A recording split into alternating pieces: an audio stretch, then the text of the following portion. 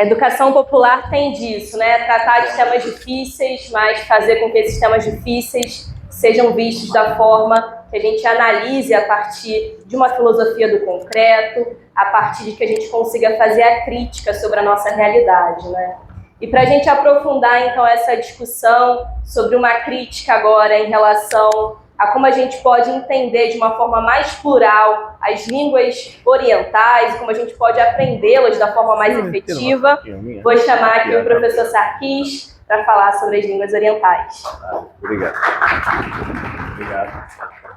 Eu acho que eu já estou com os microfones aqui, eu acho. Escutam? Não? Não. Então vai aqui. É que eu estou com tanto microfone. Tudo bem. Então, gente, muito boa tarde. Meu nome é Sarkis, Ampar Sarkisian, sou descendente de armênios, né? E estou aqui no Instituto Soyuz desde o ano passado, atualmente aí na coordenação geral e também como brigadista, né? Como assim, fundador também, único professor da área de armênio, né? E também da brigada de georgiano, né? Então a gente também tem um curso de georgiano e de armênio lá no Soyuz, e eu que ofereço esses dois cursos. E a proposta da aula, né, é apresentar um pouquinho sobre a experiência que eu tenho, né, tanto como aluno quanto também estudante, né, de algumas línguas, e aproveitar para refletir sobre a realidade do ensino de línguas muito distantes da nossa, né, eu falo línguas orientais aqui, mas é difícil uma classificação, né, porque eu coloco apenas como língua ocidental, língua do Ocidente, né? Mas todas aquelas línguas, né, que principalmente são distantes, né, não são, por exemplo, da família românica, mas que também podem, inclusive, ser indo-europeias, como o armênio, mas tem uma configuração aí bastante diferente, tá? A minha formação é em Relações Internacionais e também em Letras, né, armênio e português lá na USP, e aí eu tenho trabalhado já há muito tempo com isso. Então, vamos lá, vou apresentar, né, as principais características, né, de como que o estudante, como que o professor de língua oriental, ele aborda isso, então, nas suas aulas, né. A primeira questão, né, é o nível do alfabeto. Talvez seja algo tão simples, tão usual, né, de um estudante que aprende inglês, ou que aprende francês, ou que aprende espanhol, né, ele não lida com uma dificuldade, ele vai lidar com outras dificuldades, obviamente, mas não tanto assim grande com relação ao alfabeto, porque a princípio o alfabeto latino é o comum para essas línguas, e uma grande parte de línguas aí que a gente tem contato e tudo mais. Então, o que acontece é que, em geral, né, isso vai se acarretar como uma dificuldade, principalmente quando você vai aprender o hebraico, o árabe, o armênio, o georgiano, o russo, né, que você começa a lidar com caracteres aí diferentes, e isso exige, né, um olhar aí também diferenciado para o sistema de uso daquilo, né? Então, a gente tem o nosso olhar, né, muito voltado para um sistema, para um modo de enxergar as línguas. E é isso que eu vou apresentar. Então, podemos ir, né? Então, quando a gente fala em alfabeto, né, podemos dizer que praticamente isso aqui tudo poderia ser falado como sistema de escrita ou, né, de um jeito mais vulgar, como alfabetos, né? Então, o nosso sistema alfabético é aquele primeiro ali, a primeira linha, né? Que tem o quê? Cada letra corresponde a um fonema daquela língua, e esses fonemas representam tanto consoantes quanto vogais, e eu vou juntando, né, uma consoante com uma vogal e vou formando palavras, algo muito tranquilo, muito simples, que a gente faz isso no português também, né? E aí eu vou falar sobre essas diferenças aí, para a gente ter uma ideia em cada uma, tá? Então, como eu falei, o sistema alfabético muito simples. Então, a primeira impressão que um aluno que vai aprender, por exemplo, o árabe ou o hebraico, né, é imaginar que cada letra vai corresponder a um som, então ele escutou o som, ele vai querer representar aquilo, então tem que ter uma letrinha para cada. E às vezes tem um som relativamente grande para uma palavra com poucas letrinhas. E aí fala, mas o que está acontecendo? Né? Por que isso ocorre? Tá? Então, no sistema alfabético, a gente tem alguns exemplos. Né? Por exemplo, o latim, né? O grego, obviamente, ele é derivado do grego. Né? O grego foi o mais ancestral aí do sistema alfabético, tanto que tem esse nome alfabeto, né? Por conta das próprias duas primeiras letras do alfabeto grego. E a gente tem, por exemplo, né, o próprio russo, né, o armênio, o georgiano, que são línguas, né, que tratam deste modo de construção muito mais parecido com o do português. Então é simplesmente você faz um encadeamento de fonemas e consegue falar aquilo relativamente bem, né, sem grandes dificuldades. Tá? Obviamente também isso está atrelado, né, eu só estou falando sobre sons, né, mas também está atrelado a uma questão visual e também física, né? Por que isso? Principalmente, tá? É que aqui eu não trouxe muitos exemplos, tá? Mas aqui a gente já consegue ver essa segunda e terceira letra da última coluna, que é o alfabeto georgiano, né? São letras muito parecidas, ó. Parece uma bolinha com um traço em cima, uma bolinha com um traço virado. Aqui também temos essa outra letra que parece um anzol e tem uma outra aqui, né, a E e o V. Né?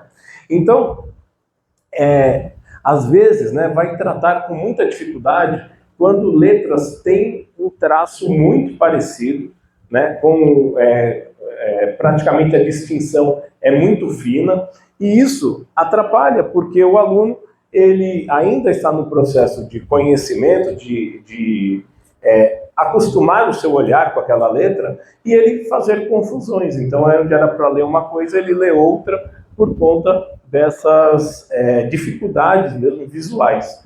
Além disso, as dificuldades físicas na hora da escrita, porque quando você aprende, obviamente, a letra tipográfica é uma coisa, mas a letra manuscrita, ela vai exigir também uma coordenação motora muito, né, diferente do que você está acostumado, né, com traços, inclusive se for, né, como sistemas que vão da direita para a esquerda, né, ainda vão trazer essa dificuldade ainda maior. Então, é um processo de adaptação, né, de a pessoa ter aí um contato constante para que então ela vá treinando não só o seu cérebro, mas o seu olhar, né, e a sua parte física também. Tá? O outro sistema que a gente tem, né, seria o Abjad, né, porque quando a gente fala assim, vou estudar o hebraico, vou estudar o árabe, né, as pessoas geralmente falam, o alfabeto, sim, é um sistema de escrita, um alfabeto, né, digamos assim, mas na verdade ele se diferencia daquele primeiro sistema porque em muitos casos, né, as vogais não vão estar representadas. E isso vai gerar uma dificuldade com relação à leitura, porque muitas vezes vamos tratar apenas de raízes de palavras e o que seriam as vogais, elas vão ser representadas por diacríticos, mas que na realidade não se usa no dia a dia. Né? Então, só em um texto religioso que aquilo vai geralmente aparecer. Né? Então, aqui um pequeno exemplo, né, dessa raiz árabe, né, KTB, que você que pode aparecer e com vários significados. E isso ainda traz uma dificuldade maior, porque o aluno muitas vezes não vai entender a pronúncia daquilo, né? Mas é Katib, é Katib, é Kutab, né? Porque pode ser qualquer coisa ali, qualquer vogal que a gente pode colocar ali e tudo mais. Então, podemos passar para um outro exemplo, né? Mais ou menos isso. Então, vocês podem ver que a letra, em geral, que está em preto, né, seriam as letras, que não vão mudar. Os diacríticos em vermelho aqui no árabe, isso é opcional, mas na verdade eles não são usados, né, no cotidiano, ninguém utiliza isso. Então acontece que você está lendo uma frase, está escrevendo alguma coisa, você tem que também ter uma certa intuição, né, de imaginar o que seria, qual é a palavra adequada ali, porque ela não está totalmente explícita, né? Então, exige, obviamente, né, um conhecimento um pouco mais profundo da língua, porque você precisa saber essas diferenças, né? Então, que não são a mesma coisa, né? Os sons também alteram e assim por diante. Então, no hebraico também a gente tem esses pontinhos embaixo, né? Que vão em cima também, né? Mas eles vão marcar as vogais, né? Então, isso é bastante curioso, muito interessante, porque foge daquela nossa estrutura ocidentalizada mesmo. O outro sistema também que temos, né, é o alfabeto, que é mais comum, né, para as línguas indo-europeias, mais lá da Índia, né? Então, essas línguas elas utilizam um sistema que ele é meio alfabético, ele é mais ou menos intermediário entre o alfabético e o silabário. Silabário seria o quê? Um caractere, uma letra, representa ali uma sílaba. Então, não é simplesmente o F, não é simplesmente o S, mas é Sa, mas é Ba, né? Então, ele forma ali uma sílaba.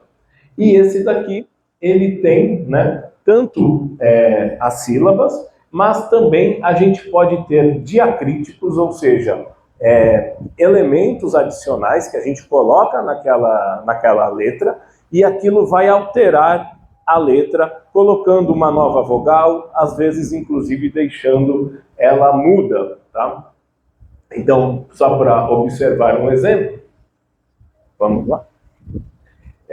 Então, aqui acho que está mais visível, né? A gente tem a letra base, né, que seria esse Pá, né? Mas aí eu tenho um Pá mais alongado, eu coloco esse desenho em vermelho. Se eu quero o I, eu preciso colocar um caractere antes, e se eu quiser um I longo, eu preciso pôr depois. E isso vai se sucedendo aí com várias formações daquela letra, né, daquele símbolo. Então, não é algo tão, assim, tão óbvio para nós, talvez, né, porque você precisa observar se é um encontro consonantal, por exemplo, né, aqui, ele vai ter que, às vezes, até mutar a letra, né? Então ele vai colocar alguma alteração nessas letras. Então isso realmente é bastante complexo, né? A gente vê como que não são letras diferentes, mas são modificações de uma mesma letra, né? Então a gente vê como que uma letra pode, um caractere junta-se ao outro, né, para formar um novo som. O outro sistema de escrita é o silabário, né, que aí a gente tem o caso do japonês, que fica bem claro, que cada item ali, né, cada símbolo, ele vai representar então como se fala, um som, né, então ali uma sílaba, e esses símbolos também podem modificar aí as sílabas, né? Mas com símbolos diferentes também. Então, a gente pode ver que eles estão, né, assim, enfileirados, né? E a gente vê como que muitas vezes vão se alterando, né? E isso, obviamente, exige não só de novo, né, entender o funcionamento desse sistema, mas nesse caso, inclusive, decorar ainda mais letras, né, ainda mais usos aí que a gente tem, e isso amplia, né, uma dificuldade ainda maior, porque é aquilo ali, o alfabeto do português não tem nem 30 letras. Você aprende aquelas, né, 28 letras, assim, mais ou menos, e você consegue fazer qualquer coisa. Mas aqui, já em alguns outros casos, isso já é um pouquinho mais complexo.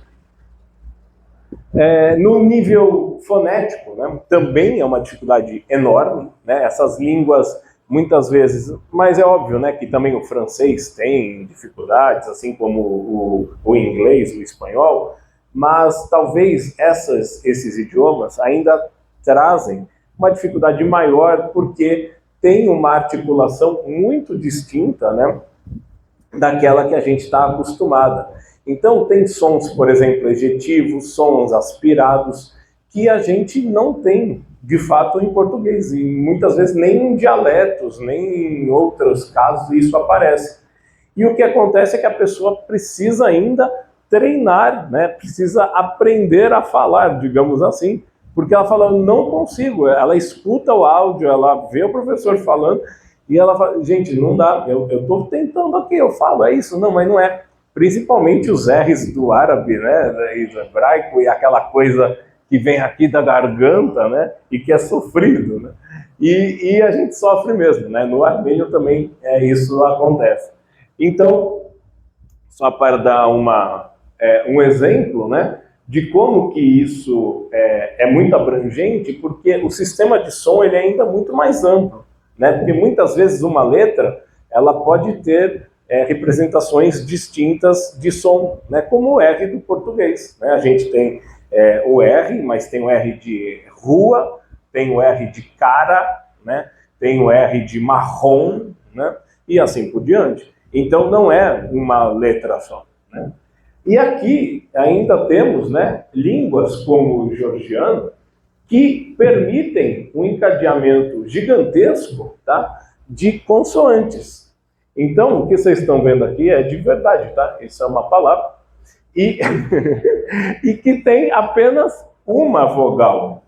Tipo, você fala, tá, e como é que se pronuncia isso? Tá? Eu não vou me arriscar de pronunciar isso, é óbvio, né? Porque vocês já estavam doidos aí para falar, não, você vai pronunciar. Não dá, gente. Praticamente... é praticamente impossível, porque é uma palavra bastante assim característica mesmo, é uma palavra até meio bizarra, né? Porque ela aparece em um texto até literário, mas é uma coisa muito maluca, é algo do tipo, ele nos descasca, ele nos tira a pele, tá? É uma coisa assim. E eu coloquei o áudio ali, eu não sei se dá para funcionar, será o áudio? Clica ali, ó. Isso. Ah, tá baixinho. Não dá para escutar direito? Não? Não. Tinha o áudio, vê lá, vê agora. Mais uma vez, dá para um pouquinho mais alto? Acho que deu para pegar um pouco, né? A ideia, né, gente? Mas é isso. Então, obviamente que isso também vai trazer dificuldades, porque a construção silábica, a formação dentro de uma palavra, ela é muito diferente do português. É aquela coisa. Por que a gente aprende inglês e todo mundo fala, eu vou comer lá um hot dog, né? Não é hot dog, né? E o falante de inglês percebe isso com muita clareza e acha até engraçado o jeito que a gente fala, porque a gente precisa colocar uma vogal no final. Por quê? Porque em português não termina a sílaba com letra muda, né? Com um T mudo, por exemplo, ou G mudo, a gente não tem. Né? Então isso é uma problemática. Tá? Vamos lá? Aí deu para pegar. Muito bem. Obviamente também ainda temos línguas tonais, né, como o mandarim, e que, na verdade, a gente vai ter variação de som, né, pela questão de ser um som contínuo, um som ascendente, descendente, ou inclusive que cai e sobe, né, meio curvo. E isso vai fazer, por exemplo, esse exemplo bastante claro, é da palavra ma, né? Ma em mandarim, que pode ter significados distintos dependendo da forma que a gente pronuncia esse A, né? Então pode ser mãe, pode ser amargo, pode ser cavalo, pode ser inclusive xingar. Então eu obviamente não falo mandarim, né? Mas é algo do tipo ma, ou ma, né? Ou ma, ou ma, sei lá. Mas é com relação à entonação, né? Como que a gente articula. Isso a gente não tem no português. O máximo que a gente tem com relação a isso é a ênfase de pergunta. Quando eu falo, você gosta de chocolate? E aí eu falo, você gosta de chocolate? Né? Você faz um arredondamento ali na pronúncia. Isso seria, acho que, o máximo que a gente tem, né? Uma certa entonação, tá? Vamos lá? No morfológico, a gente está falando da estrutura das palavras, né? Como que elas são construídas e o que carregam de sentido, né? E a gente tem as línguas... Não, aqui, isso. Temos as línguas isolantes ou analíticas e temos as sintéticas também, ou seja, em outras palavras, tá? Como a gente tem, por exemplo, línguas que cada palavra, né, vai significar ali uma coisa, assim que a gente faz uma construção. De modo geral, né, é mais ou menos parecido com o português, porque o português a gente coloca palavras encadeadas e aquilo ali vai formando um significado. Isso se altera no português com relação aos verbos, porque o verbo no português carrega muita informação de pessoa, de número, né, e tudo mais. Agora, em outras línguas, como, por exemplo, o latim, né, a gente tem, por exemplo, esta pequena frase, que é puellam, bellam, amo. Esse am, né, ele tem informação que é um objeto direto, feminino, singular. Então, ela vem carregada de sentido, não é simplesmente uma terminação qualquer ou a palavra não se altera. Então, essas línguas declinadas, como o armênio, como o russo, né, elas trazem ainda mais uma dificuldade, porque isso, como a gente não tem, né, no português, isso vai trazer aí um encadeamento de funções, né, de informações na palavra, que obviamente vão trazer essa grande dificuldade. Aí, por exemplo, tem esse exemplo do finlandês também, né, que é dentro da minha casa também. Né? Aí você fala, caramba, né, na verdade é das minhas casas, né, tem a informação de plural ainda. Ou seja, cada um desses morfemas vai indicar uma questão, só que a gente coloca numa palavra só. Então, o que em português seriam várias palavras, vai ficar uma coisa aglutinada e simples, tá? Já estou acabando. Esse aqui já é o nível sintático, então só para a gente observar que também a estrutura da frase, ela se altera. Isso também é uma dificuldade de como formular e como pensar aquele idioma. Por quê? No português, a nossa estrutura é colocar sujeito, verbo, objeto. O menino come maçã. Quem come? O menino. Comer, verbo. E o objeto vem geralmente depois.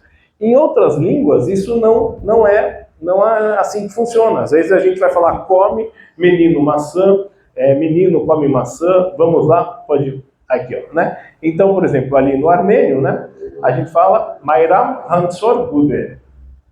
Ou seja, Maria, maçã come. A gente põe o objeto na frente. O português não, coloca o objeto no final, o verbo no meio, né? Aí a gente tem alguns outros idiomas aí, né, que fazem essas alterações também. Então, como vocês estão vendo ali, então, verbo na frente, ó, criou Deus os céus. Então, verbo, o sujeito e depois o objeto. No nível semântico, isso também é uma coisa muito curiosa, tá? Como que a realidade, como que aquela língua está vinculada a um povo e como que aquele povo enxerga o mundo, né? E isso é muito interessante porque a gente tem línguas, né, que possuem vocabulários e palavras que não têm tradução compatível com uma outra língua. E isso pode criar uma dificuldade muito grande, principalmente quando a gente vê, por exemplo, que no escocês existem mais de 400 palavras para falar neve. Aí você fala, né? Meu Deus! Né? Então, o que acontece? Por quê? Porque neve faz parte da realidade deles e eles sabem distinguir tipos de neve. Eles sabem, né, falar se é uma neve isso, aquilo, qual característica, se é uma neve recente, uma neve isso, do começo do inverno, do meio do inverno, sei lá eu. Isso é a realidade deles. O Brasil, a gente não tem essa realidade tão forte, então é óbvio que para nós, a gente olha para aquilo, é tudo neve. Assim como tons de branco, né, que línguas desses povos que vivem nas neves, eles têm um olhar diferente para vários tons da cor branca, que para nós é tudo branco, mas eles vão definir características próprias, né? Então isso também é bastante curioso, né? Como que a gente precisa também entender aquela cultura, entender aquela realidade para compreender esse tipo de coisa. Tá? No nível pragmático, a gente está falando do uso da língua, né? E como que muitos desses idiomas, né, têm realidades, inclusive, hierárquicas, realidades de respeito, de tratamento, que muitas vezes são diferentes da nossa. Né? Então, sei lá, o português brasileiro é muito mais caloroso, é muito mais dinâmico, mas você não pode chegar, às vezes, falando de um modo tão informal com uma pessoa que você não tem essa intimidade falando em outras línguas, por exemplo, como alemão, né? Ou, por exemplo, em árabe, por exemplo, em armênio, porque exige um tratamento diferenciado de acordo com quem você se refere.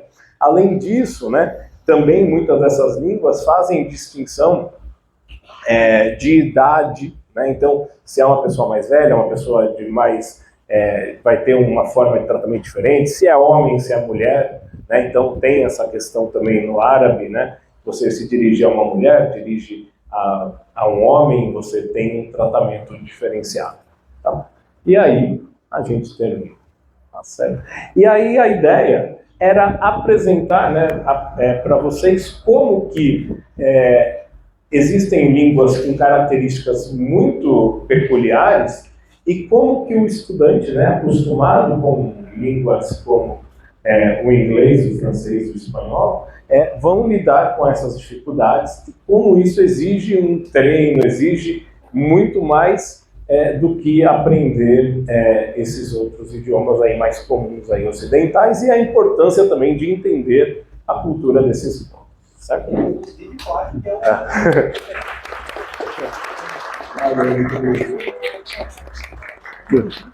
Um grande diferencial Sim. assim, do uso de sonhos. É. Tipo, o inglês você aprende em qualquer curso de línguas, não? Você aprende em qualquer curso de língua. Onde mais você vai aprender o armeio? Exato. Verdade, verdade. Muito obrigado. Sensacional. Aprendi tanto que até bateu fome. Vamos fazer um intervalo? E depois a gente volta com mais palestras? Pode ser? 20 minutinhos? Tem café, tem salgadinho, tem um monte de coisa aqui pra gente se deliciar. Como dizia o Velho Marx, ninguém consegue pensar de barriga vazia, né?